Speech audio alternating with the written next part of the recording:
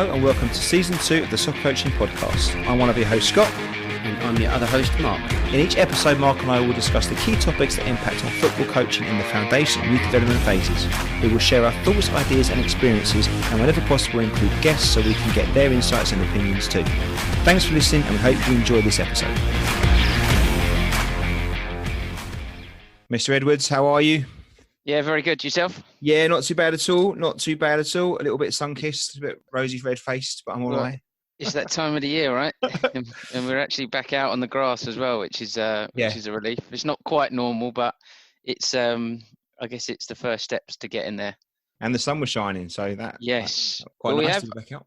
Yeah, indeed. We have been lucky, I guess, with the weather during the lockdown period. It's been unbelievable weather. Apart from the last week, I would say, before this weekend, it's been pretty incredible weather, really. Well, look, we'll probably got a lot to get through today, so we'll pick up maybe getting back out on the grass and getting back to training maybe in, I think, another session or two, don't you? Because we had our experience in the session we did this weekend, but it might make sense to get a couple under our belts where we chat about, okay, well, what's not working, what's not working, and just general kind of dealing with the new way of doing things. But I reckon we'll leave that for a week or two. What do you reckon, Mark? That works for me. So the plan today then, Mark, I mean, and you've kindly agreed on this one, and I hope it's going to have some value to people that are listening. I put a few slides out on Twitter about, I don't know, maybe a week or so ago now. And it's something I've been working on.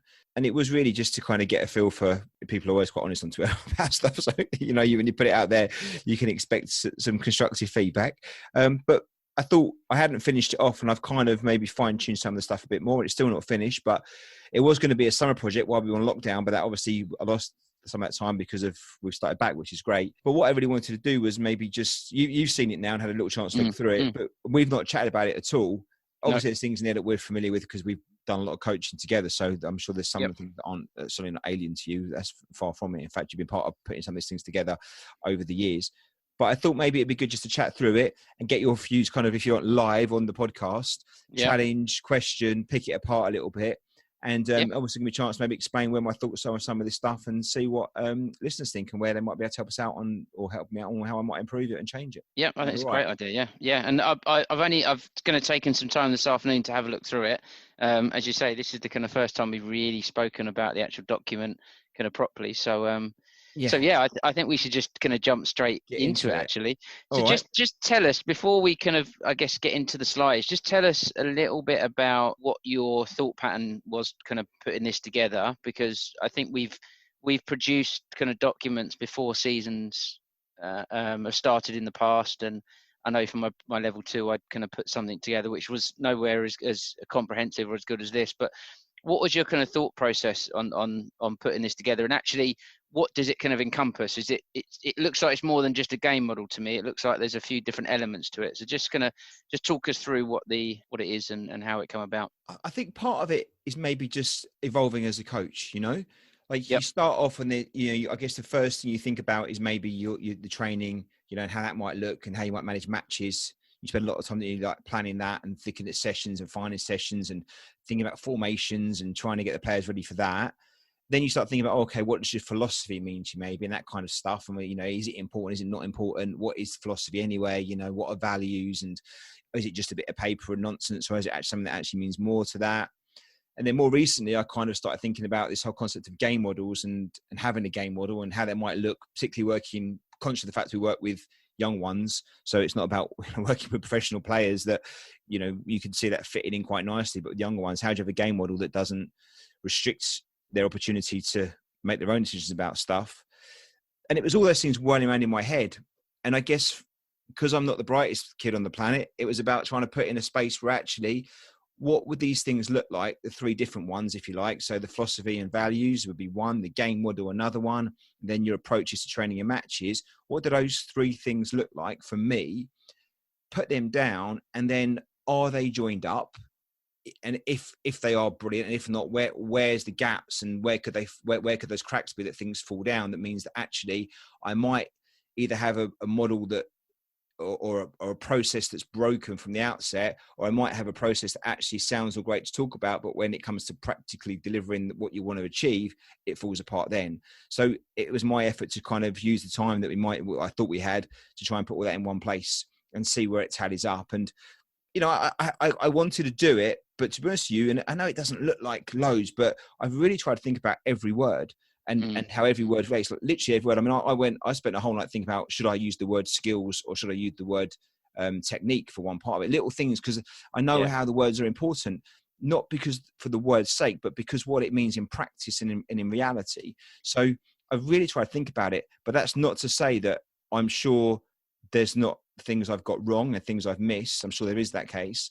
And also I'm pretty sure that I look back at this is maybe in a year or two's time and I'll probably change significant parts of it again, I would imagine. So it'll be a constantly evolving document, but hopefully it's a starter for 10 in which we can build on and ultimately mean that I'm in a better, or I'm better positioned to give the players the experience that I believe I'd like them to have. Yeah. Okay. Makes sense. And I think sometimes, I think it's, and I can't remember how many slides it is, but you say it's not kind of a ridiculous amount of slides. So it almost sometimes is less is more, right?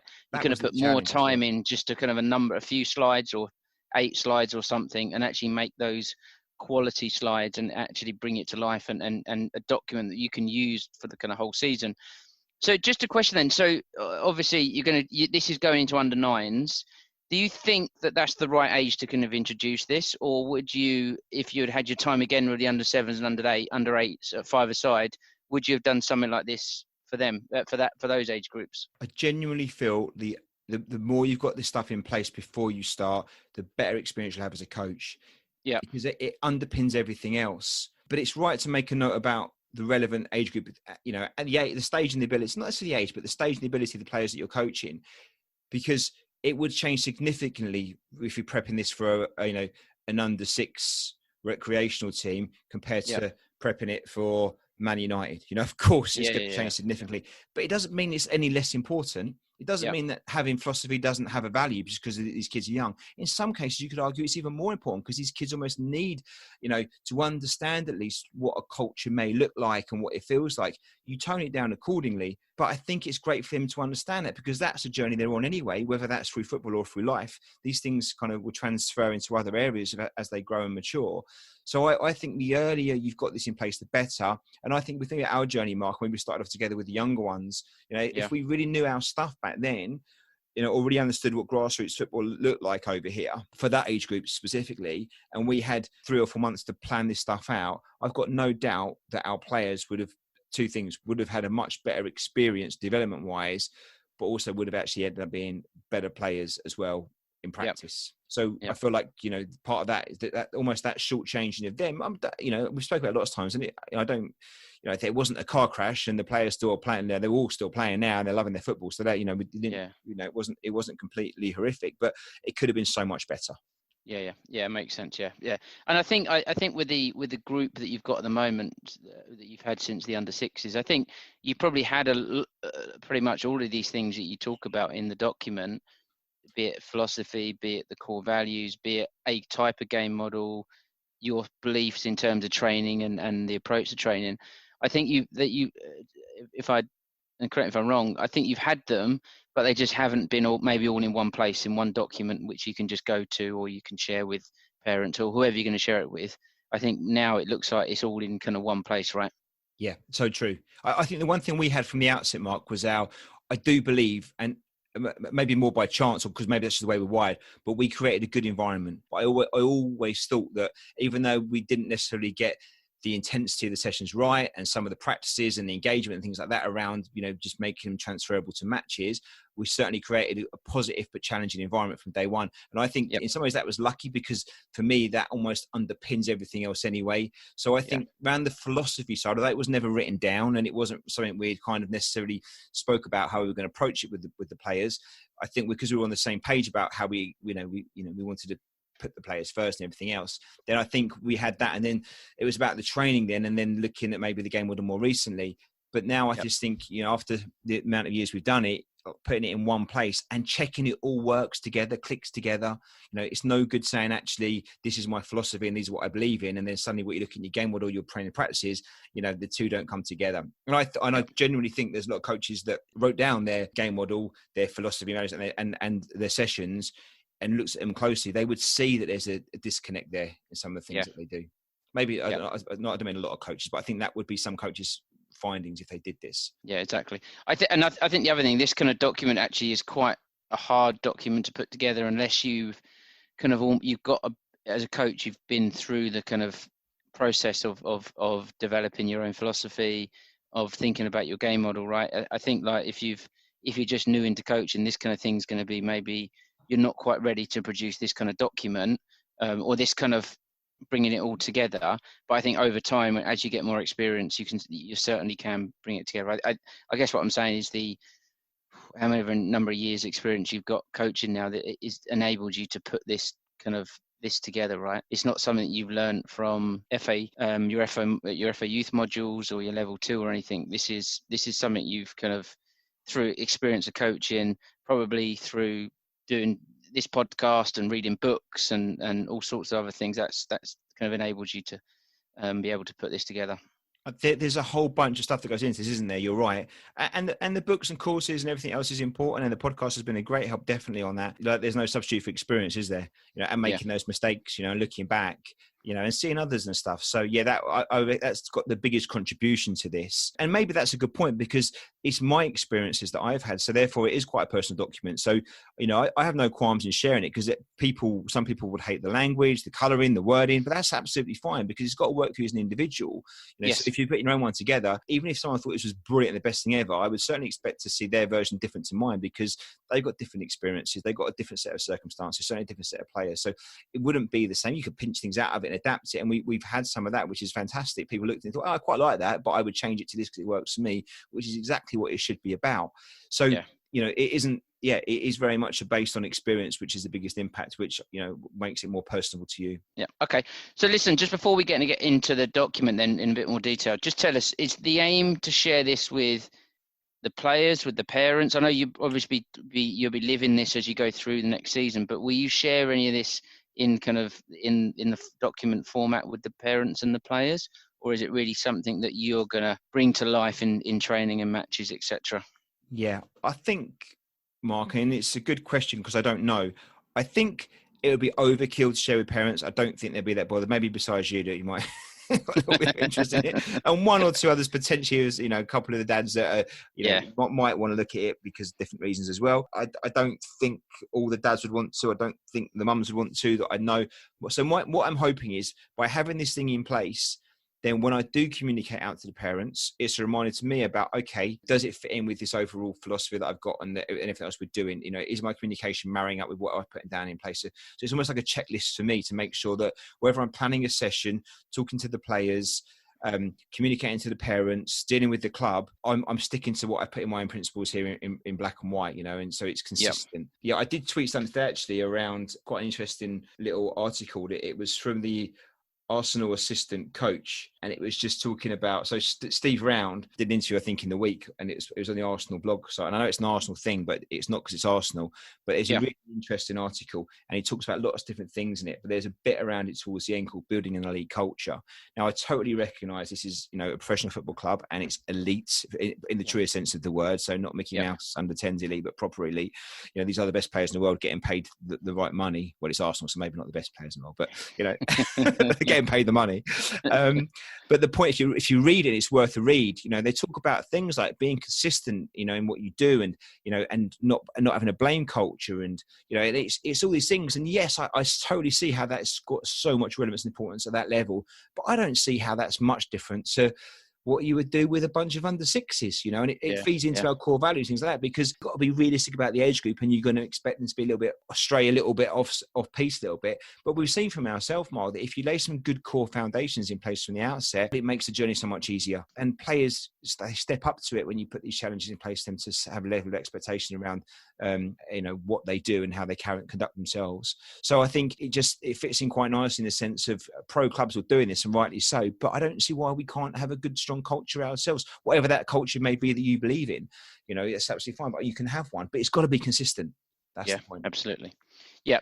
All right, let's get onto slide 3. I think just to start, and I know you have shared this on Twitter, and I don't know whether you'll share it again as part when we release the. I have changed it slightly and amended a little bit, so you have to look quite close to see things. But I certainly, because that was like it wasn't even a first finished draft. So the one you've got slightly amended, but so slide 3 is the philosophy and core values one. That's it. Yeah, philosophy, core values. So The way I'm looking at this, then in terms of your philosophy, and it looks like you've got five principles here. These look like these are your principles in terms of how you're going to set training out, what kind of environment. There's lots of different elements to them, and I'll let you talk through them. But it looks like these are these your kind of principles, because this is what you're going to create in terms of your training environment, etc., etc. Is that the way to read this page? It is. So there's two parts to it. So Yeah. what I've tried to illustrate in it, and if you had the animation, you'd see it was, there's lots of things move around on this slide. It's not mucking around. I discovered motion animation on PowerPoint, Mark. Unbelievable. You can move a ball around and things. You can move players around. It's all new to me, but PowerPoint's quite impressive. But I spared you the full animation version because it's a big for the thing. I'm going to give you the bad news. My 8-year-old son, Louis, can do that. He's an expert on these things. I'm not. I work in risk, so we don't get into these things in risk. You're a spreadsheet man, aren't you? Exactly. Yeah. Exactly. Well, the point being, I genuinely believe, and I want to say this from the outset. This isn't words. I'm going to promise on this podcast that nothing I say it isn't what we do in practice. So it isn't just words on a piece of paper, because I get that point back. There's no point in spending any amount of time just writing words on a paper, however good those words may or may not be. You've got to live and breathe it. So what I wanted to put down on these slides are things we actually do. We actually do. And if I'm not doing it, then what I would like to do, and I'll highlight those. But most of these things are what we've done that I've kind of think have worked, and therefore I've kind of put it into this thing. So we spoke about this before. So the first thing is our core values. So fundamentally, if you were going to go, if QPR phoned up tomorrow, Mark, and said, right, we want you to come and do coaching for us, but first tell me what your core values are. I think you need to answer that question. I think we need to know what it is. So, and if someone asked me that, it would be respect, effort, and fun. That's my core values in that order. And there's a reason for that. And I know if you speak to most coaches, particularly ones that work with foundation phase kids, fun should come first. And I get people saying that, but I don't believe it. And I know it might sound controversial, but I don't see how you can have much fun if you've got a bunch of players that are being disrespectful to each other, or to you, or not putting no effort in. It soon doesn't become fun then. So I think you've got to be respectful, to everybody, the parents, coaches, time and everything, equipment, everything like that. You've got to put effort in, because that's the point of coming to training. It isn't a playground. It's fun, definitely, but it's not a playground. So it's got to put effort in, because actually if you're not trying, but I am, it's not fair, and the other way around as well. And then it's going to be fun, because the respect and the effort will really help drive the fun up. So for me, these are the things it's built on. And again, I think that works under sixes, but that can work under 16s. It can work, in the adult game. Turn up, you change what respect means a little bit, maybe with adults compared to under sixes, and what effort might look like, and what the type of fun you might have. But I think for me, they're the core values. There's loads of other things that are very important too.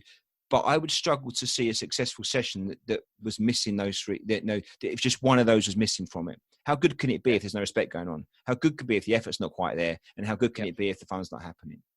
Yeah, I totally agree. And I think even with adult teams, right, you always you want that hard working type environment, and you want that fun environment where players are having a laugh, they're doing this and that and the other.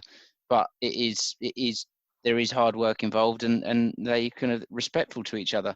I think where you haven't got those elements, that's where things on the training ground start to go wrong, and even at adult level. So I totally agree. They're good, and I know you've been using that respect, effort, fun with from the under sixes through to they're under eights now, going to under nines next season. So they're well briefed in those core values, right? And that's the point, Mark. And we've said it before, but that's exactly the point. That we planned this out in the summer before the under six started. We wanted to have the three things. We landed on these. We gave it a go. But what we did, we battered the kids with it.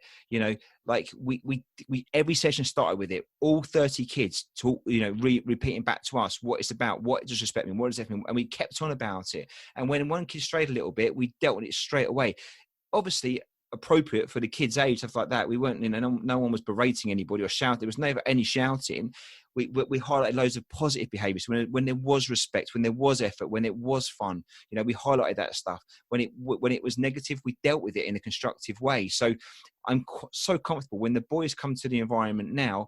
These things I haven't got to worry about it. It just happens. 99% of the time, there's no issues with respect, effort, and fun. In fact, almost 100%, I would say, sometimes the effort can strain now and then, but these are kids and there's different things that a late night, the session's not quite what they wanted, or part of it is, I get that, but respect, I can't remember having an issue with it. And not even just, this isn't about them being respectful to me, because that's nonsense. It's respecting everything, each other, the time, the equipment, everything. And they all do it, and if they don't, one little, one comment and they get it straight away and they line back in to, they move back in, or you see them thinking about kicking that ball not supposed to, and they don't, and they listen to each other. I don't know, Mark. I can't think of the last time I heard one of our players moan at one of their teammates. Generally can't think about it. No, and I think I'd go even further.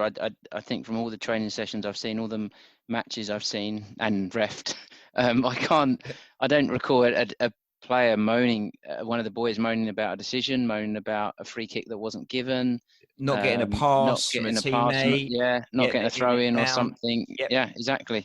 Yeah, I agree. And not only to make it a positive, I can't think of one game, one training session where there hasn't been positive encouragement from the players as well. Now, that's not everybody to everybody, because some boys are quite quiet and just don't do it. But I think that every session, someone says something nice about somebody else, and we're creating and we're cultivating that and stuff. And that's at 7 years old, I just think that what a great foundation to build things on them, because then you can challenge more, you can push more, you can ask more of the players, again, in an age appropriate way, but you can do that because then they're not worried about getting criticized by a teammate, and they know actually this is a safe environment to do these things. So these are the things everything else sits on top of. So that's the thing. And then you've got your philosophy. So if someone said to you, Mark, what's your philosophy? And I've heard this question loads of times, and I've seen people write down half a page, one sentence, one word, 4 pages, and they're all right, because that's what's right to them. So I was thinking, well, what's my thing?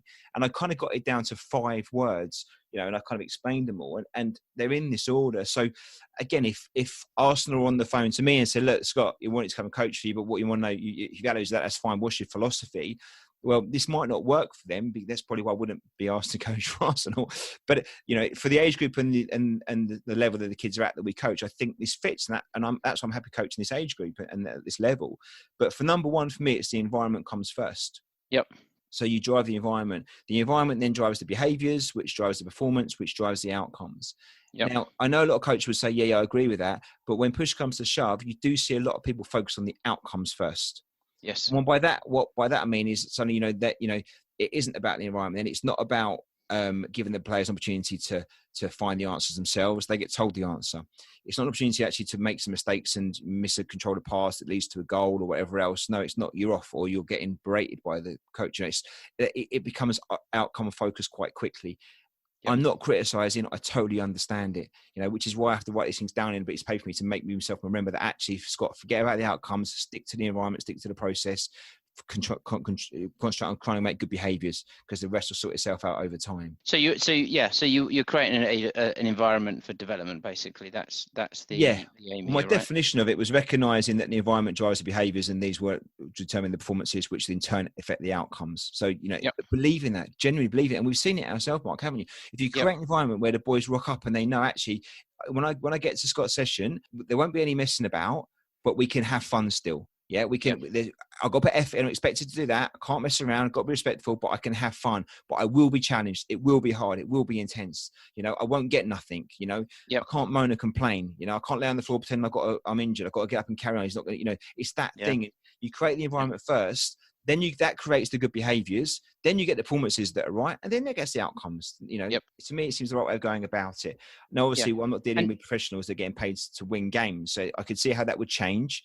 Depending on the level and ability, but where I'm at, I think it works. Yeah, and this applies both to training day and match day. This is everything. So this is my approach to dealing with the players that will kind of come under my guidance, if you like. Yeah, perfect. Environment first. All right. Second is facilitation. Yep. So by that I mean, again, it's about facilitating that environment. So just not controlling it, not owning it, not dictating it, but creating an environment in which it's fun and positive but challenging, but allows the players to explore and discover and adapt to the challenges. So almost taking yourself out as much as you can, but recognizing you still got a role to coach. You still got to offer guidance and support. And sometimes you've got to step in and actually give an answer. But, you've got to know those dials and when you do that and when you don't. And actually, the more you allow the players to discover or find the solutions, the better it is for them and their development. Yeah. So that kind of underpins the environment a bit.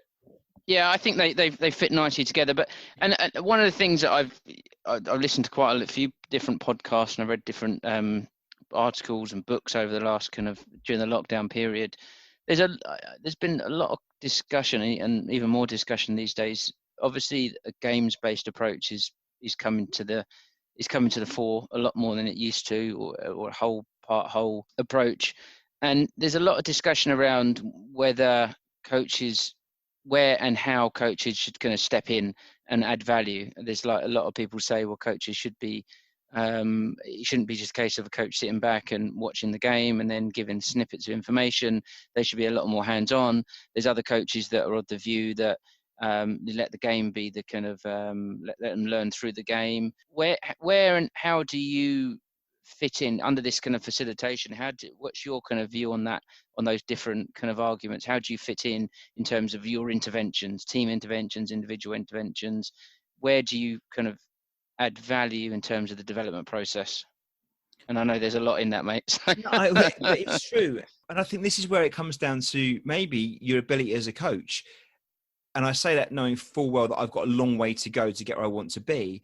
Yeah, but we all have though, right? Yeah, we're always learning, aren't we? Yeah, I just know I've got a really long way to go. But I think I know what I want. I think I know how I'd like to be, and I've got to keep working towards it. So I see it a bit like this, Mark, where if solving problems is the best way for people or for players to learn, then the more problems you can give the players to solve in a positive environment, the better. And if they can find the answer to those problems themselves, the better still, because that learning becomes deeper and more entrenched and more relevant and more transferable in the moment.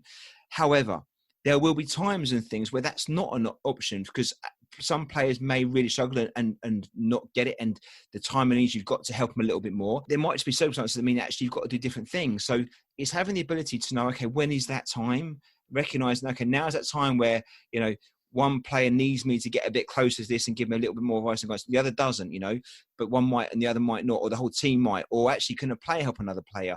It's just having those different, it's a dial thing. When do I dial in? When do I dial out? What tools can I use to support and stuff? The term game-based, just I think maybe is a mix of different things. For me, it means you start with the game, which I think is important, and work back from there. Now, how far back you go from there probably depends on the circumstances for your skill set and what the player or players need. But the more you move away from the game and the more you give solutions, then however you might see a technical improvement, you may not see that transfer as well in the cold light of day when decisions are made in the moment, compared to someone that's managed to pick that answer up themselves by finding the solution themselves or working with their teammates. Yep. So it's not one or the other. It generally just depends on the circumstances. And it's a bit like the opposed unopposed question, isn't it? Like nothing's right or wrong, but you might get more out of more opposed practices if you can for transference. But there's time where you need to fine tune and or just help a player that's really struggling by going a slightly moving towards the unopposed bit, maybe completely unopposed. And that's absolutely fine. But your skill as a coach is knowing those moments.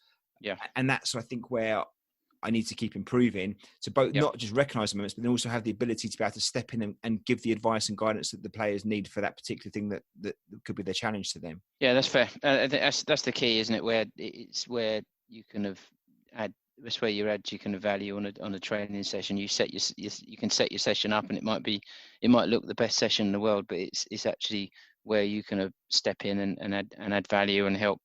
But Mark, it might development process. Even more, I agree, mate, but I think it's even more than that. I think the real challenge here is the fact that you can step in and help as a coach. I think you're doing a cracking job, and you can see little Billy actually listen to what you said and repeat what you said, and see actually that's fixed that problem in this particular situation, and walk away feeling really content. Billy thinks he's got it. You think you've been an outstanding coach. Parents delighted because they've seen you do your job and stuff like that.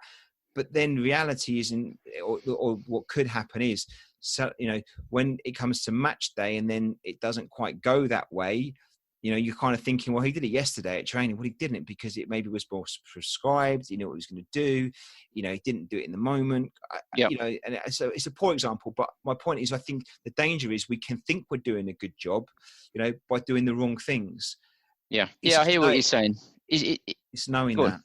It's also how you go about it as well, right? It's also how you go about whether you ask questions and make sure they kind of understand the why and things like that, or it's whether you're giving them the answers. Well, it's even how you ask questions, isn't it? And yeah, exactly. Who Yeah. answers those questions? Because Yeah. you can ask lovely questions, but if the same boys answering every time, or the same two kids, or they're just guessing, so Exactly. it really is an art. It really is. Yeah. It's a craft that's kind of doing. It's not easy. Asking questions to players is really hard. So actually, no.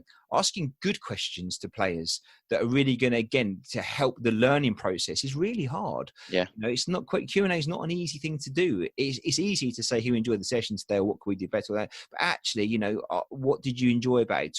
There's questions, there's ways in which you can probe deeper and make sure everyone's going to get a challenge out of it. But again, it's not easy. But I think it's part of that whole facilitation and creating an environment in which it's about the players and not about you as the coach. All right, let's move on. So you got 3 more principles. Yeah, so environment, facilitation, game-based, which we've covered now. So it's about, so for me, it's about, everything got to be directional, not everything, but really create challenges that are directional, that have opposition, that are competitive, so there's no competition to them, that requires the players to anticipate things, to make decisions, and to solve problems. Yep. So that's my 3. Number 4 is about ownership. So as much as possible, give the players the ownership. The current situation is quite a good one with what's going on with the social distancing and stuff. And I think, again, coaches are really over this, and rightly so. I get it about being safe and everything else. But it's not all on coaches. Put it on the players too. We've got 7 and 8-year-olds, and our players were exceptional at training. Around this, they did what they were asked to. It wasn't. I didn't have to do much. They did it themselves because we had clear instructions. We talked about it. We understood why, and that was it done for the session. Didn't need sectioned off areas. Didn't need this thing, and they dealt with it immaculately. So give the players the ownership. It's their team and it's their development, and they need to understand that. Yeah, I love that one. By the way, I love the player ownership. I think it brings out so many different things. It's not just the fact that they then feel like it's their session. It also brings out the engagement, doesn't it? Them asking questions. And I think I've noticed something you do really well. I think sometimes when you set a kind of match, when you set your kind of matches up in training, one of the boys will ask the question, or normally more than one of the boys, and your response is, look, it's your match. How do you want to play it? They might ask something like, do we have corners? Are we having corners? Are we kicking in, or are we throwing in? And you can put it back to them to make a decision, and you can just quickly see they're saying, right, what should we do? And they get to it really quickly, right? And it's just a simple way of giving them a little bit of ownership, and all of a sudden they feel like, oh, this is our game. It's a big message, Mark, doesn't it? It's a big message. Yeah, it does. Yeah. It's not. It's your challenge. It's about you. It's not about me. And I'll say that it's up to you. What do you want to do? What do you think is the best thing to do? What's going to be the best thing to challenge you? Yeah. And it's not changing. It's not changing the outcomes you're trying to get out of the session. It's just giving them that little bit of ownership, right? Yeah. And it's self-esteem. I mean, some of those psychological and social skills are quite hard to put into set. Well, they're not hard. But when you try and think about it practically, it can be quite challenging. But actually, you could do loads of these things quite easy just by doing something simple like that. As a player, self-esteem. If one of the quieter boys on the team says, "Oh, Scott, are we doing kickings or throw-ins?" and I say to them, "Your choice. What do you want to do?" They own it a little bit, and you see them. They kind of shoulders go back and stuff, and it's their thing, and they've made a decision on it. And it's an easy win for me, and it has big value to it. It makes a big difference when it is about them. And when I catch myself saying, "Oh, can you do this for me?" or "I would like you to do that," or when I just do it, I do it way too much, and I try and rein it back in. But every time I do it, it kind of grates on me a little bit, where it's not about me. It is all about them. And the more they can make choices and be involved and do things, the better. And even if that means sacrificing some of the quality and what happens, it's worth it for what you might get out of them owning that process and learning from it and realizing that actually, making decisions is quite important. And actually what decisions I make has an impact. And that was a bad choice I made then, but I know next time I'll make a better choice. I'll give it some more thought. I won't just go and choose my best mate to play with, or I won't go and make the game easy for myself because that actually was important. I want a bit more of a challenge like the other guy had, So, and they've learned that. It's funny because when you do things for the boys now and there's an option, they'll often pick the harder option because they know actually, we value challenge in this team. And actually I want to be the one that struggles but has success rather than the one that has success but hasn't struggled. Yeah. And the last one then, just to finish it, so, and the fifth one is core values. And I put it in there again because this is it. So this is what, we've got the core values and it's built on that, but my 5 principles, for my philosophy are environment, facilitation, being games-based, ownership, and the core values. And that's it. So if someone says to me, Scott, what do you think, what do you believe in coaching? Well, they're the things I believe in. Creating the right environment, make sure you facilitate a session rather than coach it. But coaching is part of that, but you facilitate first. I believe in keeping a games-based approach as most you can. Start with the game if you can. I believe in giving player ownership, and I believe it should be built on the core values that you've got. In this case, mine: respect, effort, and fun. So that's kind of my, that's my thing. And if I stray off that, then I've let myself down. Yeah, I think it's spot on. It's great. I'm kind of bitterly disappointed that the acronym for EFGOC doesn't quite make a word like respect, effort, fun gets ref. I think if you move facilitation and environment around, you would get FEGOC. It's a good point, because how many times I sit there thinking, can I do something with that? And you end up thinking, should I change the word because I can make something? But you know what? I think, no, this is, I generally believe in it. And again, I might look back in a year's time and think, I'll change this or change that. But yeah, you might tweak it, right? So just one thing I love, sorry to interrupt you, on this page actually, is that the illustration in the bottom left-hand corner.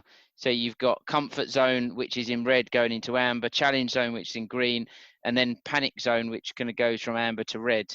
And I'm guessing that you want the boys to kind of be in that challenge zone. So if you're in your comfort zone, you're not really learning. You're just kind of bumbling along a little bit. Towards the edge of your comfort zone, you're starting to kind of learn a bit. Once you're outside your comfort zone, we all know through experiences, either at work or outside work, that's where you learn. But if you go too close to your kind of panic zone, actually, probably it's not conducive for good learning.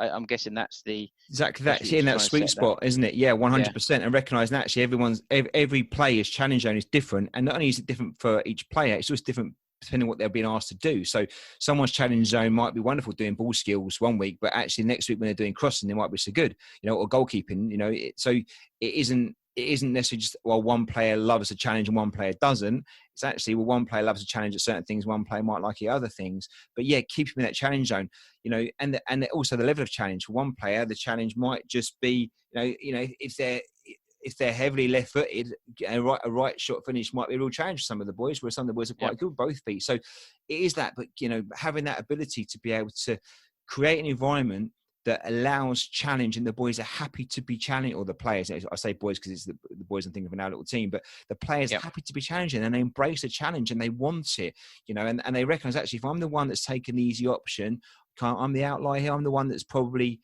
I recognize that that's not going to be best for me, and actually I'm better off getting involved and pushing myself a little bit, but still being fun, and recognizing that.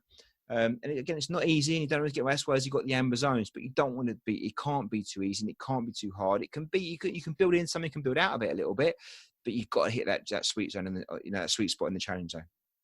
Yeah, agree. Okay, all right, that's good. Makes sense. The next slide is my favourite slide. Yeah, it's a beast of a slide, by the way. We're on to slide 4. It's an excellent slide. So we're on to the 4 development areas, and it's titled, I think, in the kind of strap line at the top, you got to dominate individually and collectively with and without the ball, which I think which I just love the additional element of with and without the ball. So honestly, I thought, what are you doing with these things? Every time I put a slide together, I thought, what's the point in it? It's like putting stuff down. What's the point? And this is the point for this. So if you nothing else to take away from this, that's exactly it. And again, I don't think that's a bad bit of advice for an under 6 or a professional football player. If I can dominate with or without the ball at the level I'm at, then I'm going to be all right. Whatever I'm playing, if I can do it whatever I'm at, I'm going to keep working up to the next level. But if I can keep dominating with and without the ball, then I'm going to be a half decent player. Yep. That's the point behind it. But this is the reason I like this, and I don't want to criticize the FA, but I've always struggled with the 4-corner model. Right. Okay. For a couple of reasons. First of all, I was always pretty rubbish at filling in the psychological and social boxes. And it became very much a tick box. I would put something in there just so I could put it in there. And ironically, I genuinely think that that's the most important parts. But for some reason, I just struggled with it. The other thing is, I just don't see where in the 4-corner model, game intelligence is in there.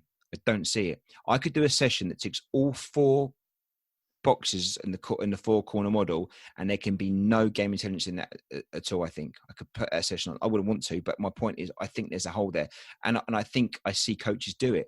They cover in technical stuff, they cover physical stuff, they cover some psychological and social stuff to some degree.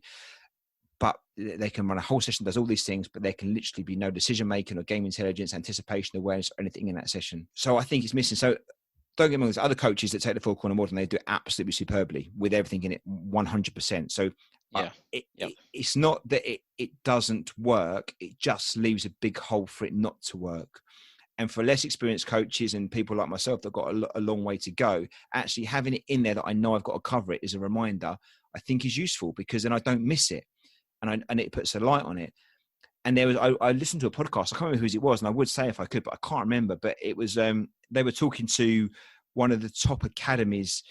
It was an Italian academy, and the question to the head of the academy was, when you play the English teams, what do you think? And his response was, they've definitely improved. That technically very, very strong. That's quite, that's quite a change when you hear an Italian coach saying, and he had coached in Spain and Italy, and I think in Holland. So he knew the European kind of side of football, and he was comparing it. And he said, technically very, very strong, physically very, very strong. He said, but we can always outsmart them. The game intelligence is in there. And my point has been for a few years now is that I think, and for different reasons, I don't know that we put enough light on game intelligence from what I've seen. And I recognize my perspective is relatively limited, but I don't think game intelligence is something that we shine enough of a light on. And I think the four corner model doesn't help with game intelligence. I'm not saying you can't get it in there, because you definitely can, but it's not got a light shined on it enough. So I thought, okay, if I was doing my version of the four corner model, how would I create it? And this is this basically. Yeah. So I think it's good. So I guess that in terms of the four corner model, you could possibly get game intelligence under some kind of technical and tactical corner, perhaps. But I do agree that there isn't a specific kind of area on it. And I think that... Is game intelligence as important, Mark, as being physically capable? I would say it's more important. For me, it's more important. For me, and the important things for me is game intelligence and technical kind of ability. They're the two things that I think are really important. I think physically, at this age, the boys would develop, and I do think that there are physical elements in terms of more important in terms of agility, not necessarily just how big and strong you are, but the agility side I think is important. Maybe it's your physical literacy a little bit, but go on. If you recognise, and I agree with you, if you're saying that game intelligence is nothing else, I agree that it's as important as those other elements, then why hasn't it got its own space? Yeah. No, yeah. You're dead right. You can put it in different ways. How you physically move, you can show game intelligence. How you manipulate a ball with your technique can show game intelligence. But actually, so shine a light on it. So separate it differently. You can't manipulate a ball without some physical movement. So you're already crossing over there. Nothing works in isolation. I totally understand that. So these aren't like ring fenced off in different areas of the world. they all kind of link in together. But I just think why we haven't got a light shining on game intelligence when some players literally built their careers over it. How many of the little Spanish players aren't physically strong? Technically, obviously they're very good players, but their biggest asset by some distance is their game intelligence, their anticipation, their awareness, and their ability to understand the game and understand space, distance, and angles. And that's a craft in itself. I mean, it's all well and good seeing Messi's wonderful skills, which are unbelievable, but actually, if you value game intelligence and looking at how Busquets or Iniesta plays, you kind of think that. Well, you look at someone like David Silva, right, at Man City. 100%. It's unbelievable. Technically, he's tops. Yeah. But game intelligence, the way he plays, the way he finds space, and the way he moves the ball forward, because obviously that's the hardest pass, is finding your players moving the ball forward rather than sideways. It's phenomenal. And I think it's interesting actually, because what you see in this country now is there's massive push to you especially over it's quite staggering to me over the kind of lockdown period. And I know there was limitations to what people would do, but there was so much around ball skills, what ball skills you can do, what you can do this, what can you do? Can you do your Cruyff turns, your Maradonas, all that kind of stuff? And noting there was limitations what people can do under lockdown, of course. But since we come out, there's been like this kind of burst of one-on-one sessions now, aren't there? Yeah. Which are unopposed, and they're just skill based, knocking a ball into someone's feet, they're turning out and they're having a shot against an empty net and things like that. There's no within that, and again, I know there's limitations on what we can do, so I fully appreciate that, and I'm sure there is definitely some benefit of doing these things, but and I think we've had the conversation, you've made the point to me about it, but it's very kind of staged, isn't it? Right? You kind of you know what exactly is going on. You know, you're just executing a kind of skill without really any kind of pressure, without any decision making in terms of what you're doing there. It's not often in football that you own 100% of the outcome, is it? Like, as in, as long as you do what you're supposed to do correct, then you'll get a guaranteed result. That's very rare moments in football that happens. Very rare. Unless you're Messi. Unless you're Messi. But, but even then you kind of need, I thought you just need something, or at least, no, but he's still going to react to someone else doing something, isn't he? So, so one of his players would make a move, right? Yeah. Their move, create the space for him. Messi's not picking the ball up on the halfway line and knows the run he's going to make exactly to get his shot away. He's reacting in the seconds that happen in front of him with what the players do. So it's not prescribed. And you are right. We are limited at the moment what we can do. And it challenges coaches like me that aren't great at this, at that stuff. And I'm okay with that. It's a good challenge for me. But my point would always be, if you know what you're going to do before you have to do it, it's going to have limited game transference. It might be a good technical practice, and there's no, and that is what it is.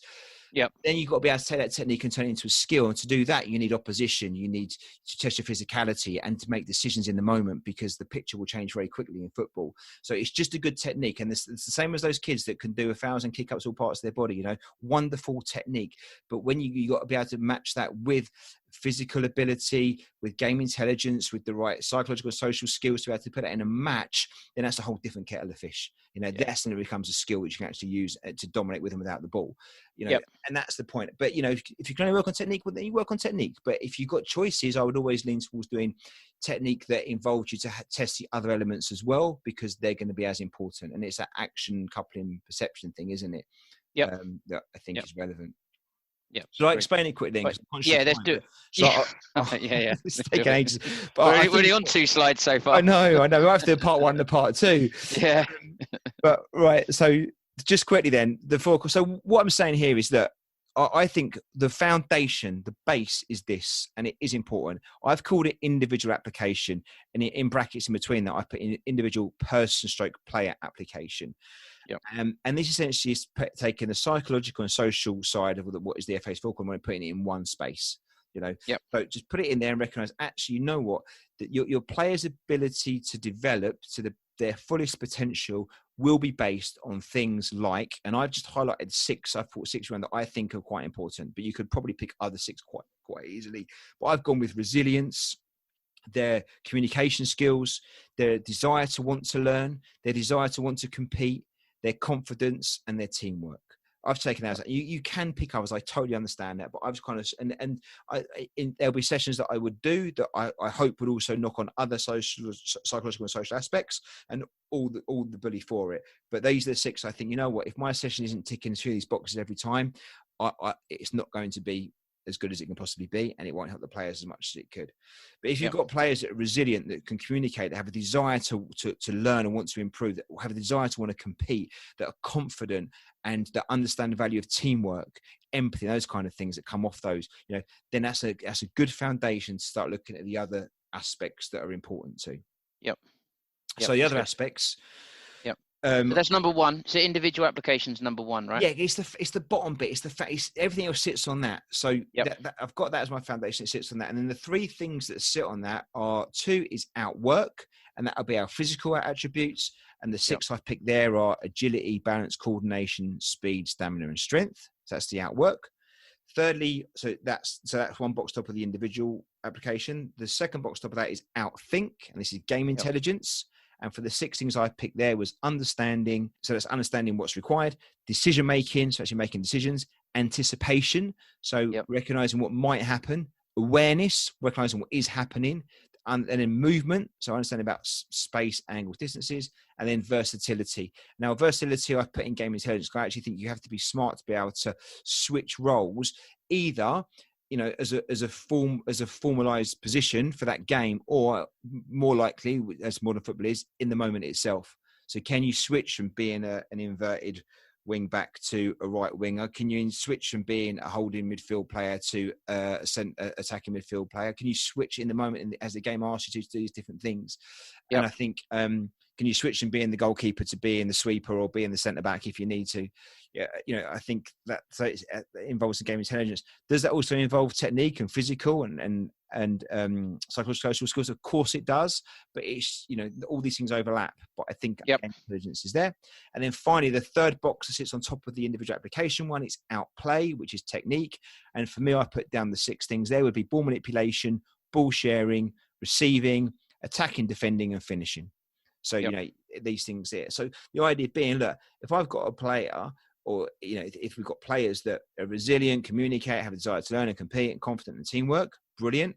If they can outwork because they've got good agility, balance, coordination, speed, stamina, strength, fantastic. If they understand about decision-making, anticipation, awareness, movement, and versatility, brilliant. If they're good at manipulating the ball, if they know how to share the ball, receive the ball, if they're good at attacking, defending, they can finish. Well, hello, we'll be able to meet our objective then to dominate individual and collective with and without the ball. And that's the object here. Yeah, and it should say under each of those, outwork, outthink, outplay, you've got with the ball and without the ball. So so what would it look like? So for outwork with the ball, can I keep the ball? Can we move the ball? Can we create chances? Without the ball, can I get the ball back? Can I protect the danger zone? Can I stop all the shots? And then we've got the same for outthink and outplay. So then what happens now is this is kind of what I'd call my 4 development areas. So when I'm planning my session now, like, this is my go-to. So what, and you see in my session plan, these are in there. I can pick them up and put them in there. So the 6 attributes for each of the areas, I'm choosing which ones my session is going to cover and work on. I don't have to. I can either choose those first and build the session around it, or I build the session and work out which ones those fit into. But if they're not in my session's not doing its job from what based on my values and what I believe in. So it's got to be in there. And then this obviously feeds then into what would be our game model. Yes, which we're going to come on to now. So just one point here. So these outwork, outthink, outplay, that is what you kind of had in place this season. So for next season, you're going to build on that, and with you kind of built on it already with the individual application, I guess, that element there. But you just moved it on slightly from what you've had this season. So for the players, they will be kind of familiar with this terminology already. Yeah, so they understand the language and what it means, and the words are important. And we said at the beginning about the words. The language is so important, and it's important that the players understand the language that we use as coaches, and what it means, so they understand the terms. So what I'm thinking now is where we worked in it almost as tangible things last year. They were physical things and stuff, and we worked in these. Now it's going to almost become part of what's embedded as the culture, as part of what we do. So they're in there now. So we won't work on outwork like we did last season, but we will certainly work on physical attributes to be able to outwork, and what it looks like about keeping the ball or getting the ball back, or moving the ball quickly or putting the danger zone, and how that, how physically we can use our body to do that, as well as not just physical as in physically strength, but also mental strength as well. So how we can use our body physically and mentally to be able to meet the challenges with and without the ball to do certain things. That's the same sort of outthink. So they'd almost become wrapped up now, and then we can work on maybe more looking at the 4 moments of the game, and then think, okay, in these situations, how do we use the skills we've got around our ability to apply ourselves and work, think, and play to deal with these particular situations that are going to involve in the 4 different moments of the game, which again goes onto the game model bit. So it's linking in now, so it feeds in from our philosophy and core values, because nothing in there contradicts itself. And now if I build my game model around these development areas, then, we should be looking at something that works well together. Yeah. So then you then start talking about your principles of play, and then you got principles of play across the 4 kind of I'm trying to think of the word for them. I guess 4 areas of the game. They're the moments in the game. Yeah. I mean, I think I refer to them as seconds in the game. So in any, because if when you play 5 or 7-a-side football, it is seconds. I mean, literally the ball can go from team to team to team 4 times in 4 seconds, can't it? So it's not moments. And again, that's what I know that on coaching courses is often referred as the 4 moments of the game, and I totally understand that. But in our environment with the players we've got, it's not moments, it's seconds, literally seconds. Yep. So again, silly little words, but I've taken moments out and put seconds in. We speak to the players, in this second, what's happening? Because it can change a second later. So in this second, who's got the ball? Have we got it? Have they got it? Have we just won it, or have we just lost it? Because it literally is seconds. Because that's the idea of playing small-sided games, that things happen quickly and you get more opportunity to do more of that stuff. Yes. In the adult football, you can keep the ball for a minute, no problem at all. But in kids football, if you keep it longer than 20 seconds, it's quite an achievement. So, so the little things. So the 4 moments of a game. Yeah. So so these are kind of our principles of play. So what we would do in possession. And the objective here is so now we're building on. So we've looked at what we think are the values, development values. So with things we want to work with the players on to hopefully make them all well-rounded players that can dominate with and without the ball. So the idea of this then being, okay, why? So the objective here is then so we can play an expansive. So by that I mean using all the elements of football. Be well-rounded football players, not limited, expansive. Use the pitch, the whole pitch. Use all your skills. Make choices in the moment. Do different things, play different positions. Do these things. Be expansive in our approach. Yep. Be creative. Be clever. Think in the moment. Do creative things that surprise a few people.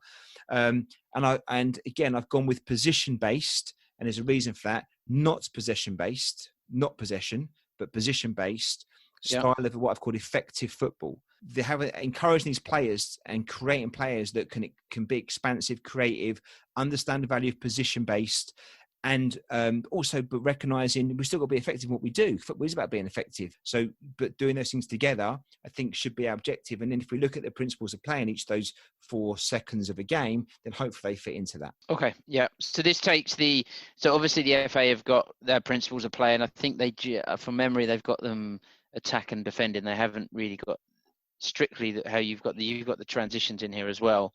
And I know some of the things that the FA have got fill in kind of on slide 6 that are kind of similar to what you've got here in terms of pressing, covering, that kind of stuff, finding space. But you've kind of built on this, and I think there's kind of at least 6 principles of play within each of those moments, within in possession, negative transition, out of possession, positive transition. So obviously in your training environment and in your matches, you're going to be trying to tease out these kind of principles of play and using kind of, I guess, buzzwords like pressing, like covering, regaining defensive shape, those kind of things in training, etc. Exactly. So now it feeds into my session plan. So now what I can do is say, okay, look, we know what areas we want to work on with the players. So let's say we're doing in possession this week. So what are the things we want to do in possession? So we want to try and keep the ball. We want to try and invite pressure. So our big thing is try and invite pressure to create the free space.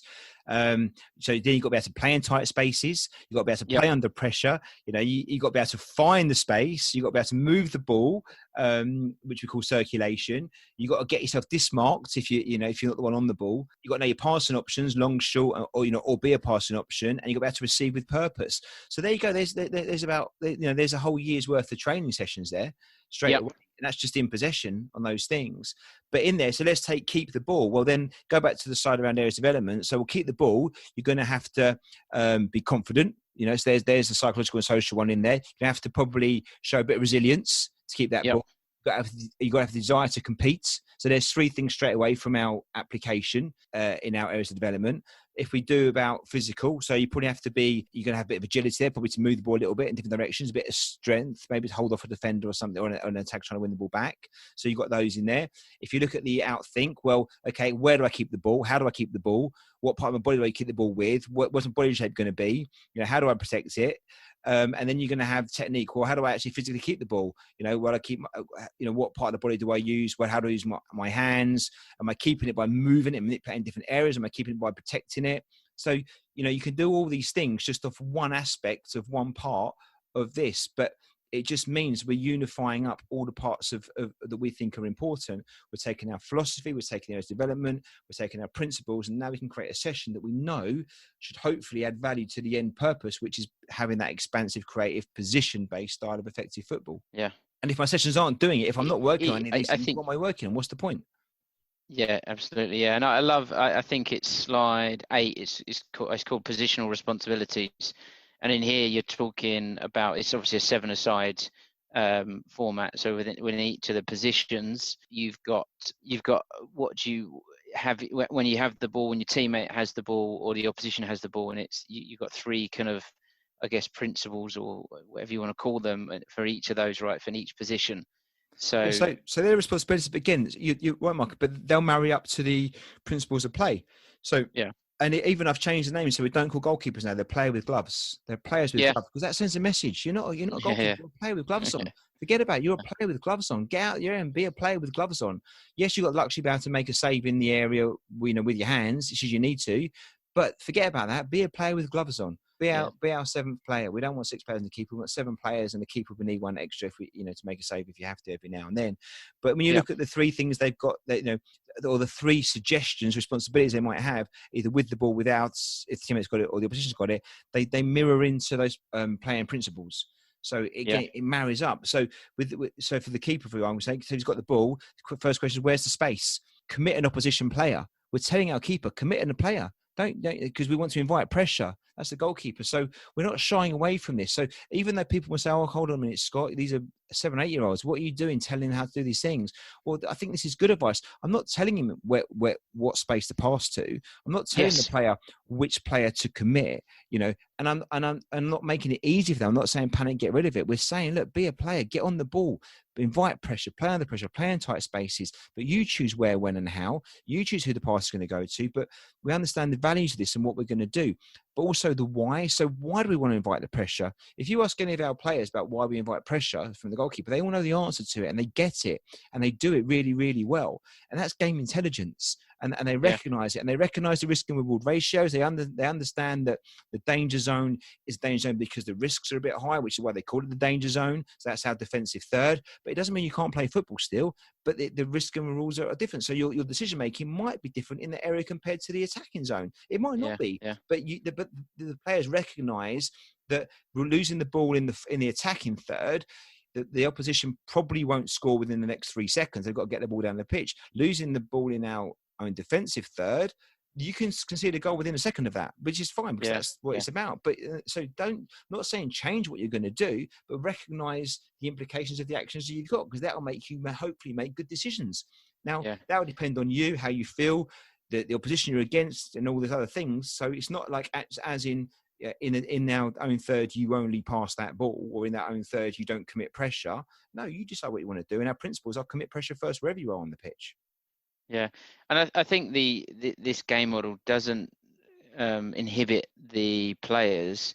It just builds a framework for them to then build out, right? Because you're not defining patterns of play. You're not saying, right, as one of the 2 back players, you need to stand here and receive the ball. You should stand here. When you receive the ball, you should pass it to your left midfield, or the other option, you pass it to centre midfield, and then once the left midfield gets the ball, then they should knock it into the feet of the centre forward, and then it's not a playbook.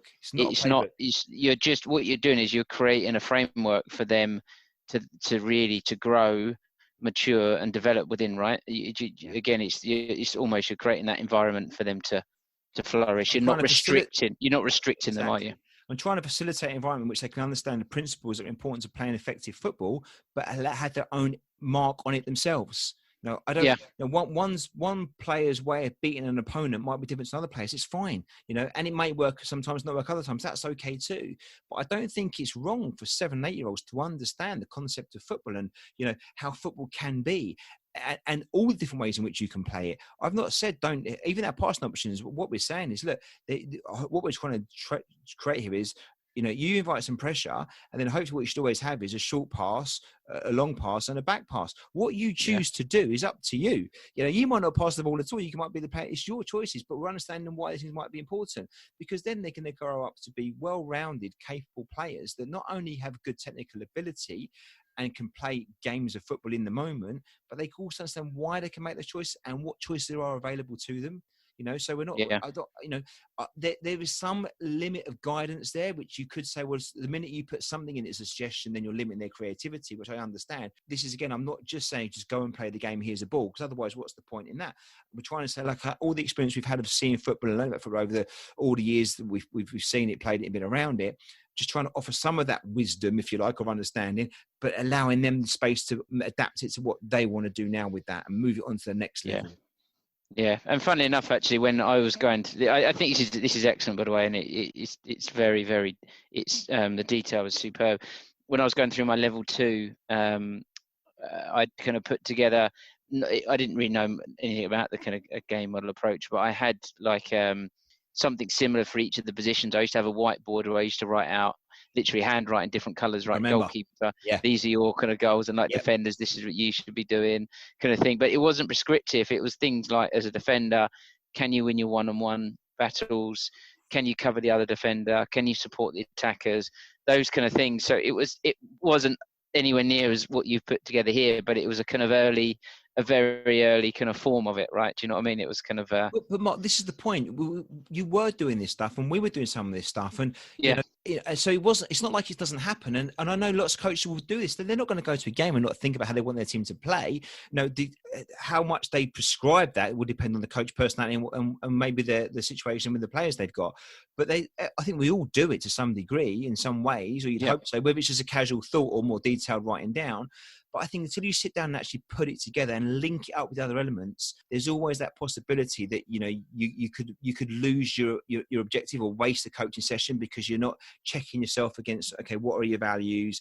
What each one is working on. What do you think are the areas of development that are important? And actually, once you've got this in place, it makes it a lot more easier to plan a session because you've got your starting point straight away. You almost can't go wrong. I could do anything next weekend as long as it covers my development areas and sticks to my principles of play. It's going to fit into my game model. It's going to work. It's going to fit in there. Now, obviously, there might be things I want to work on more. And I might have some coherence. I could build a curriculum around it where I might do 3 weeks of in possession, 2 weeks of out. Yeah, that's where I was going to go with one of your questions, actually. Yeah, that's the next. Well, but at least that's okay. But ultimately, it doesn't actually. I mean, that can be really subjective, and it would depend on lots of things. But the point is, I feel like I'd always go confident. The session might not work. My practices might be flawed and I might get those wrong, which I'm sure will happen. But the principles I'm trying to get out of them shouldn't be flawed at all because they're all built on something that's more solid than just kind of how I feel about stuff. Yeah, makes sense. So just moving on then. So slides 9 and 10, you're starting to talk about the formation. I think slide 9 is great. You've kind of split the pitch into 9 areas. Left 9 sections, I guess, for want of, or zones is what you've used, what you called them actually, and I think which is excellent, right? It's very easy for the players to understand. You've got left, centre, right, and then you've got danger zone, motor zone, scoring zone, which is great use of terminology actually. Well, the players chose the names for these. We had a chat about it and stuff, so we wanted to work out what we'd call the thirds. So they wanted it because the motor zone you have to work really hard up and down in. The scoring zone obviously it was something called Disneyland, but we went with scoring zone in the end, and the danger zone because obviously that's the risky side of things. I actually had someone made it on Twitter said, why it's called danger zone. It's a fair question, the danger zone, and I think what's important again, and you only don't get this from seeing a slide. This is about risk and reward, I think, and the players recognise it. But what I'd like to make sure comes across is just because it's a danger zone, it doesn't mean that we necessarily expect the players do anything different when they're 7, 8 years old in that zone. They can do what they want to do. It's their choices, but it is important to understand the risk is higher there. The risk of losing the ball, as in the sense of conceding a goal, is higher. And I've never said that the players shouldn't care about scoring goals or not scoring goals. They should care, but not at the expense of making bad choices or panicking or kicking the ball out. That's not that's way down the list of priorities if that's not on their board. But they should recognise actually, we want to make sure maybe here that we make the other team really earn the ball back. So we might not try and beat 3 players in our danger zone if we've got an opportunity to beat a player, make a pass, make a run, and get the ball back again. Because that could be good football. And actually, taking on 3 or 4 players in the scoring zone probably doesn't matter because if we lose it, we get it back in the motor zone and go again. I'm not saying they have to do any of these things. It's up to them. But recognising there's a difference at that age is not a bad thing. What they choose to do with that is entirely up to them. And they won't be berated for any choice that they make. But I don't think it's bad that they recognise that. I don't think they should see the danger zone as the same as the scoring zone or the motor zone because the 3 areas which are different. And that's why we mark them out.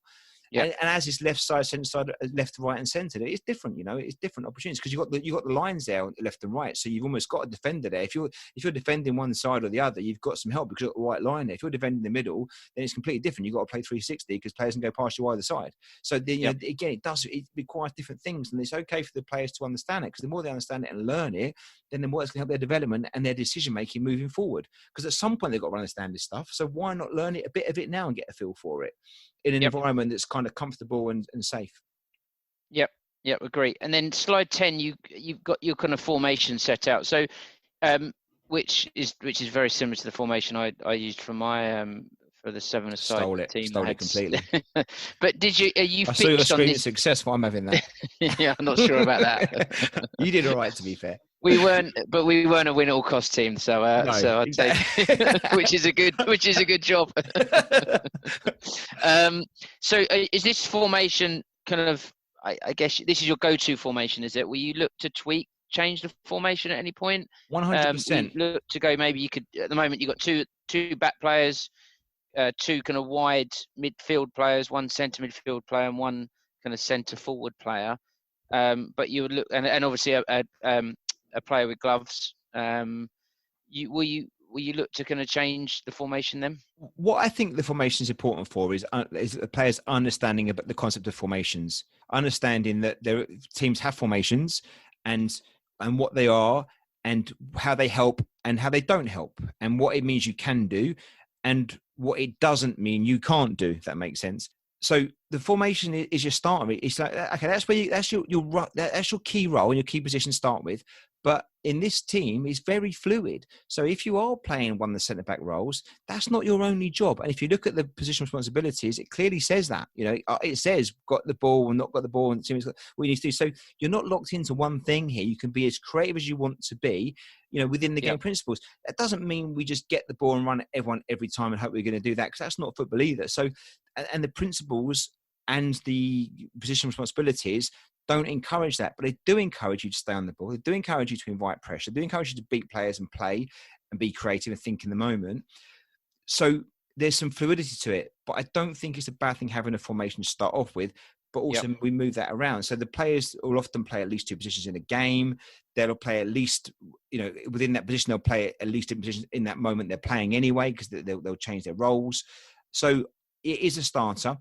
And what we will do is, a bit like the five-a-side, although I didn't do it enough and we lost the season the end of this season when we would have done a bit more of it, is once we've kind of practiced it and got used to it, then it'd be the case up to the players to choose if they want to change that formation. And we'll discuss it and talk about it. If they want to suddenly go with 3 at the back or 3 up front or whatever, then we will 100% do it if that's what they want to do.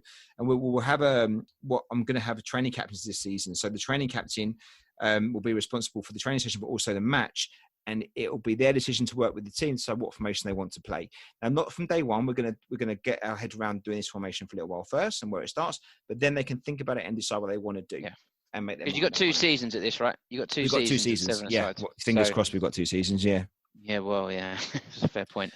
So just quickly, in terms of the match day then, so things like, and obviously I know how you approach these things, but in terms of game time for players, playing different positions, I don't think I saw it set out in the document. Are these just given from what you've done all the way through in terms of equal game time and all that?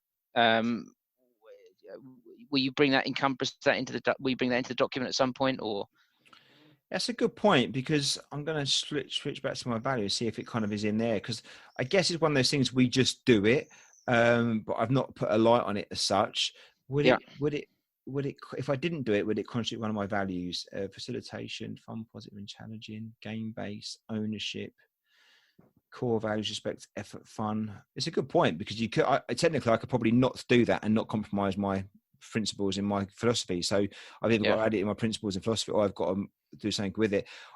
I think the funny thing with game time is, I think 100% players should have equal game time. When they're 7, 8, 9, you just send out completely the wrong message to your players if they're not getting equal game time. It does nothing but dent their confidence, send them backwards. There's no benefit to it at all. I can't understand it. Not at this age group. Anything really below when scores matter. And that's debatable when that might be. I don't see why you would do it, because it can only have negative consequences, and you've got to try and work for those moving forward. But the only caveat to that would be based on effort. So I do understand that if someone, for whatever reason, or if they're poorly, if there's a reason that's beyond their control, but effort's the one where I think, actually, you know what, and some kids some weeks don't want to put the effort in, and that's okay as well. But if the message is consistent in the sense that if you have one of those weeks, it's fine, but don't expect to play as much, because it wouldn't be right for the two subs not to get the extra game. But that might be this week, it might be someone else next week. You might benefit this week because you might get some extra game time because one of the boys is not at it as much, but you might be the one the other week that you're the one at it. But again, if you set the right environment, that doesn't happen. It very rarely happens, the game environment thing, the effort thing. But you're all right. So no, equal playing time is in there again. Playing at least two positions in there, and everyone taking their turn in goal it would be part of what we do. Perfect. And one other thing I just kind of thought about, actually, do you think it needs a like a front page, a statement right at the front to say what is your kind of aim for the season? So is your aim to win every game that you play? Is your aim to develop the players in terms of X and Y? Is your aim to make them better people outside of football? Do you know what I mean? Do you think it needs something that kind of sets out how you, as a coach, you measure yourself against that overall kind of aim? And I know I said win every game. I know that isn't your approach, but do you know what I mean? Oh no, I'm happy to win every game. Look, I've still got my ego as well. I can talk a good game, but let's not kid ourselves. There's a slide. I don't know if you've seen it. So slide 17, Mark. I guess is as close as I'm going to get to this. So when I finished it all, I kind of went down to what I thought was maybe the 5 fundamentals to coaches. I kind of got carried away a little bit, but I thought, okay, well, after doing so, you've got your game, you've got your philosophy, and you've got your core values. You've got your game model, and then you've got your plan and training practices. We'll come back to in a second. I'm sure. I know we've got to finish soon, but we'll go back to it quickly. Yeah. So once we've got all those 3 things in place, what does it actually mean in practice? So this is the final slide. It almost came out just by organically, just by going through this process. So my 5 coaching fundamentals are: number 1, the core values. I'm sticking with this again. So you've got to have your core values. This is what I believe. You need to, in my opinion, you need to have these things watertight to really make the best out of what you've got as a coach. So number 1, have your core values, whatever that may be, and have them watertight. Number 2, have your philosophy. Know what it is and believe in it and stick to it. Number 3, know your development areas. Know the things you want to work on with the players. Know what you believe is important. So for me, that was the individual application, the out workout, think, count, play. For the FA, it's their 4-corner model bit. But what do you think is important about developing players? What stuff would you want to work on with the players? You might just think it's important that they're big and strong and mentally tough. That might be your thing. Or actually, you might think as long as they're really technically good players, that's good enough for me. But it's up to you. But know what you think you value as development areas. Number 4, know your game model. Know what relevant to your age and group that you've got. Know your game model. And number 5, and this is the bit I think we're going to get to a little bit here, is relationships. Yeah. So this is the bit that almost glues everything else together. So it's about being person first and player second. You've got to know your players. It's about having empathy. It's about understanding how challenge work. It's about communication, and that's about the language you use. I mean, I speak way too fast, and even in the sessions, you've been told about that. I've been told about that, but even in the, like in the sessions and stuff, and I just got to, so the communication is such a massive part of coaching. I've got, again, a long way I've got a lot to improve on it, but I think if you know that, but communication is how you develop your relationships, right? So it is such an important part of being an effective coach. So that glues it all together, and putting the person first, knowing your players, knowing what makes them tick, and and understanding you can have your core values which you don't compromise, and that's consistent throughout, but you can treat players differently. Doesn't mean have your favorites. It doesn't mean like one don't like the other, but it does mean actually you might give someone a bit more license than somebody else, and there's a reason for that. And it might be you might be tougher with another player than somebody else for different reasons. But if you know your player, so if you know the person first, then it really helps you get the most out of the player.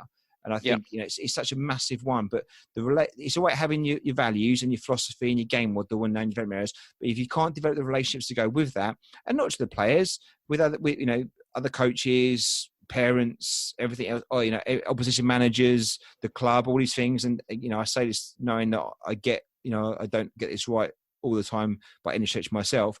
But certainly if you can do that and get it right more than you don't, or nearly all the time, it's going to make a big difference. Yeah. So that doesn't really answer your question, but no, but I think I and just on that relationship, I think that's such an important part of it, of coaching, you're absolutely spot on when you say about knowing your players, putting the person first, and the player second. I think it's just such an important part of coaching. That's where you get the buy-in from the players. You get to know them. You get to kind of really influence them, right? I think it really is a important part. Yeah, makes a massive difference, doesn't it? Definitely. Yeah. Definitely. All right. There was one other slide that I wanted to go to, which was on my pack, because I'm really confused now, because that was slide 12 on my pack, and you said it was slide 17 in yours. Well, I was going to say, I don't know. Was the 90-minute training session structure, Can which we I finish thought with was that quite... and just link it into, so if you don't mind, so training matches, that, and then also link it into just the session plan, template I've got, and then finally just the player reviews, if that's okay, just to finish off with, because it does all link back in. That's my point. It's almost going through full circle then, because you can see how it all links into one. So should I explain the 90-minute session plan? This is just how I see it working. So hopefully by doing this, it supports the core values and the philosophy. It also works on the areas of development we think are important, and it works to our playing principles. So a general template for a session would be there's an arrival activity. So the boys turn up. Normal circumstances, it'd be free play for us. So because they're young and they can do that. So small-sided games, 3-4 aside. All the players rock up and play free play. We spoke about it a few times before. Obviously, we can't do that at the moment. So we're doing some different stuff with the players. On this session was the session we did this weekend was they arrived and had a challenge to see how many kickers they can do, including at least one header.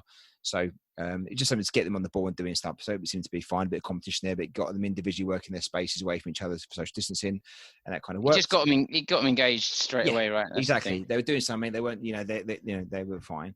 Then we go into a training captain led ball skill session. So one of the boys would lead that, a ball skill session, and into some one that would progress into some 1v1 stuff. So there'll be some technical unopposed stuff in there first, and then we go into some opposed 1v1 stuff.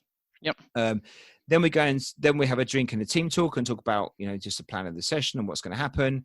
Then we do game one, which would be a conditioned game, working on one of those elements we think are important, or not one, but the development areas we think are important, but working on one of those key situations in the game, in possession, out possession, whatever else. That would then go into either progression or into a second game, a game two.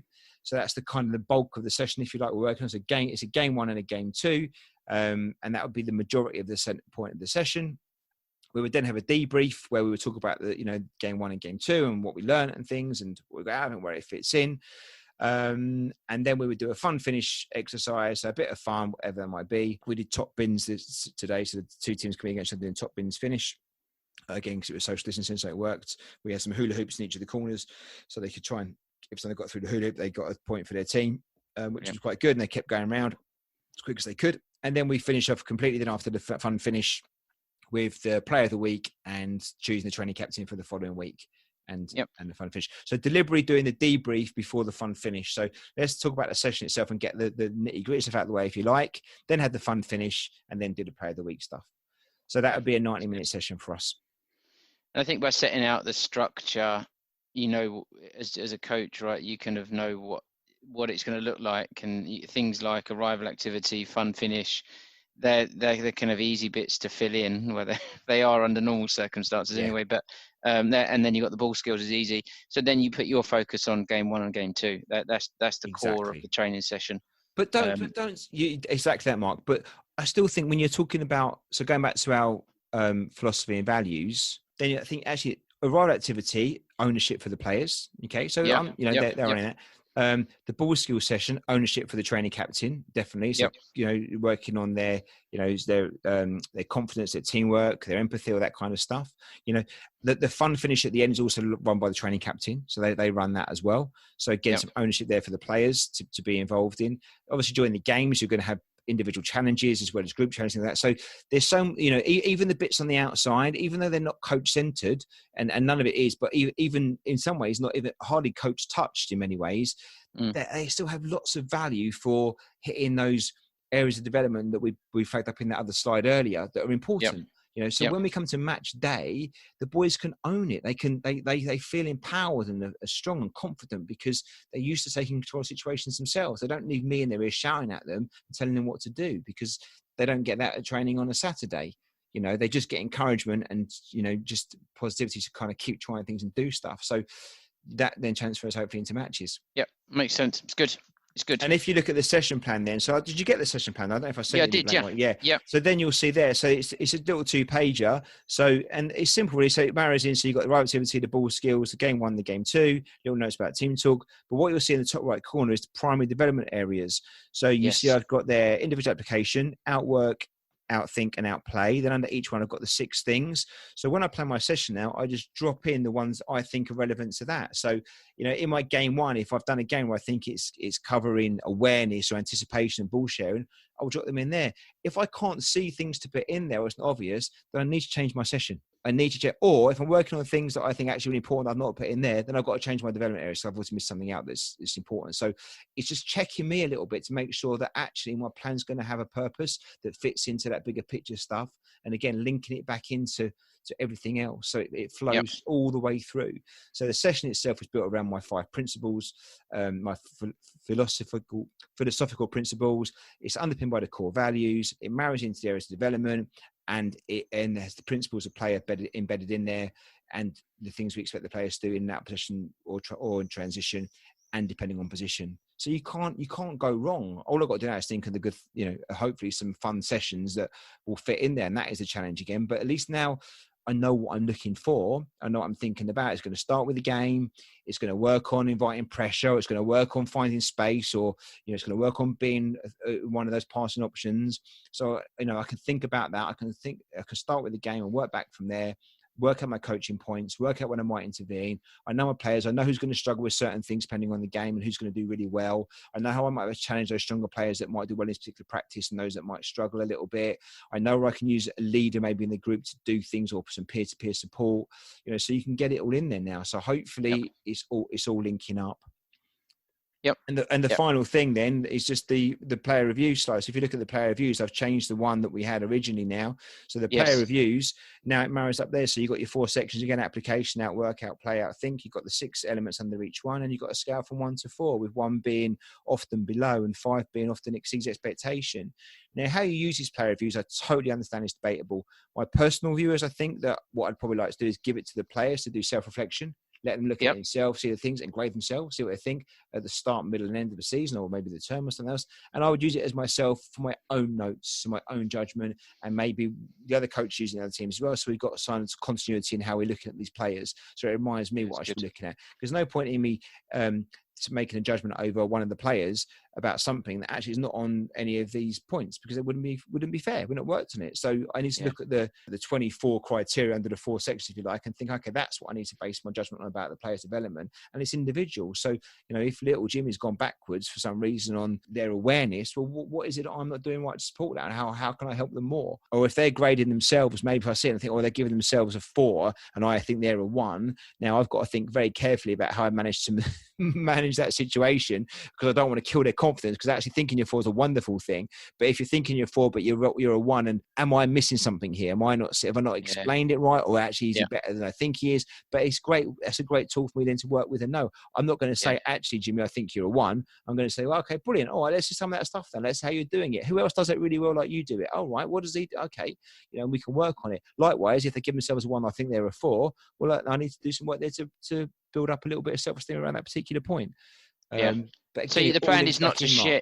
Yeah, it does. Yeah, it kind of wraps it up nicely. So the plan isn't to share this with parents, and this is more of a self-assessment by the players, or of coach's tool to just to kind of monitor, I guess, development. Maybe monitor is not a good word, but to kind of review development across the season. So what you might find is, and as we stream in our age group, so we have different abilities play within different teams. You might find that actually a player in the middle team is developing at a very fast rate, and perhaps a player in the top team, for want of a better word, it isn't developing as fast, and then maybe this will help you kind of do that kind of review. Is that the aim, or is that a little bit too clinical? No, it would provide a bit of continuity around how we look at the players, because obviously what I might be looking at it's different to what another coach might look at. So I'm looking at the red team and someone's looking at the blue team in a different way. Then it's not fair, is it? It's not right or wrong, but we're just looking different ways. So it's that continuity. So we can literally look and say, well, okay, what is their ball sharing skills like? Then compare, and let's talk about that. But it's not really comparison. I think the two main ways I think this should be used, given our circumstances, and in fact, this is a grassroots, under nines football team. So in perspective, it's not an academy. We're not dealing, so none of these. I'm not getting paid. The players are there they're recreational. They're there to have fun, and do stuff and get better. But this isn't. We're not a badged football club, as sense. It might have a bit more license on this stuff. So I think personally, I think the best ways of using this, because I do like it. Number one, give it to the players to work with the parents to think about themselves and stuff like that. And whether I see that or not, that almost doesn't matter. I'd be interested to see it just because I think it'd be useful, but not past comment. So let them think about their super strengths, what they want to improve on. So I can see it and I can work with them then, because I think it'd be a good indication to get to know the person as much as the player by doing this. And then second of all, using it for me and the other coach internally, just as a continuity and point of reference, just to see where I think I'm at. So, I can see, okay, if I was, because I'll forget what I was putting little Jimmy down as, in September when it gets to April. But if I've got a little record of it, then I can say, okay, I'm good. We're improving in all the areas. I'm doing my job as the coach, and I can see, we're going the right way there. That's how I think I'd probably use it, rather than actually do a formal player review where I give it, I mark it, I give it out, and I give it to the players. I can see, however much there's some benefits to that, I can also see some potential, big potholes there that I could fall down in, and it might lose any of its value. Yeah, that's fair. No, I think it's good. So what? And there's slides we haven't kind of gone through actually. I think in general we've covered it pretty well. But what are the kind of next steps then on this? You just continue to kind of tweak it and develop it over the rest of the summer before the start of next season, and fingers crossed we'll be playing some proper football in September. Is that the plan? Yeah, finish it off a little bit, finish the final tweaks, get a version done ready for next season, and leave it at that. And I recognise I'll go back and reflect on it at the end of the season, during the season, and make changes. But that's what I'm going to start with. Pin my badge on that a little bit. Before it's finished, I'm going to share it with the other two coaches. So I need to get it to that position to give to them, and then have their input, because actually they might come things that actually I might make some changes to it based on what the other coaches say in the year group. So share it with those two, get their input, then get a final version ready for the start of September. Then I'll keep that to one side, but then I'll use elements of it. So I'll use a session plan, I'll use the player reviews, I'll use the stuff inside it to share to parents and stuff, communicate things. So I might share the philosophy and values, a little bit. So there's bits I'll take out of it. It's all written now, so I can literally just copy and paste stuff and put it in documents, so it's all there. And just use it as a reference tool throughout the season to see. Hopefully, it's going to keep me on the straight and narrow, and make sure that, whether it's planning for the sessions, communicating to the boys, talking to the parents, sending communications out, match day stuff, whatever it might be, then I'm sticking to what I put in paper and see how that plays out in the end, and then reflect back at that through the season, the end of the season, and see if I change again for the following year, and hopefully just keep evolving it and improving it. Yes, well, it's good, and I think we should probably this time next year. We should probably have another discussion around this, or maybe even before, through the season, and get your views on how it's going, and actually things that you're learning as you go through, that perhaps that you had down in the document is not working, and actually in reality this is how it will work, and then for next season what changes you'll be making, etc. Definitely, and it should change, Mark, shouldn't it? It should change, because hopefully my coaching will document change. Right? And the players are going to change, right? We're working with kids that are going to grow up, so things have to change and evolve. So it should change. But it'd be interesting to know whether I look back and think, that was completely wrong, or actually that was really spot on, or something in between. But it was. I think the reason for doing it was personal, but the reason for having the episode about it now and sharing it is the fact it was really useful, Mark. And your very point at the beginning was spot on about trying to make it succinct, and that was a real challenge for me, to try and just keep things simple, to put a word in a sentence, So even the philosophy is basically 5 words with 5 sentences, but it's just the 5 words. The core values are 3 words. Yes. It's not, you know, that my development areas are essentially just 4 things. Okay, I put 6 ones and 6, you know, but they're 4 things. So, but trying to get it down to those 4 things and the most important stuff is not Yep. easy. You know, trying to get those responsibilities down just to with the ball, team has the ball, position has the ball, and the 3 things. There's not easy, but you know, and every word matters.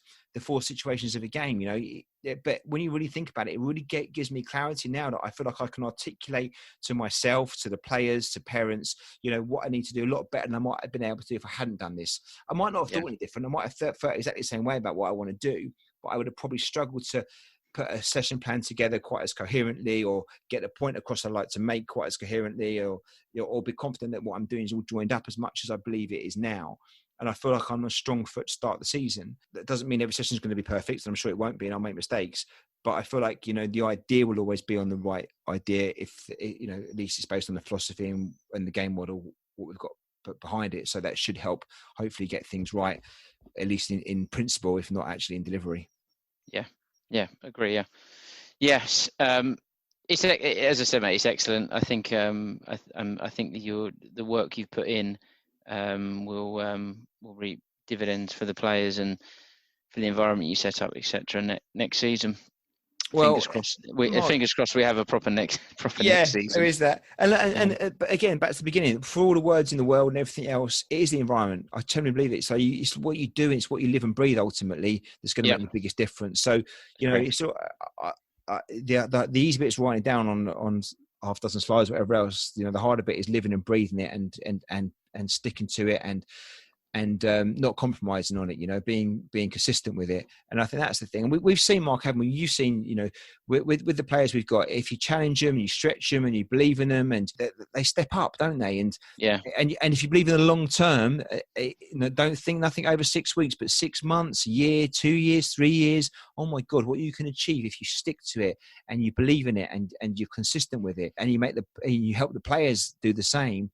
The behaviors do come, and then the outcomes come, don't they? Because the performance comes there. You know, it does work if you stick to it. If you jump around or you want things done instantaneously, I think it comes at a bigger cost, especially to the player.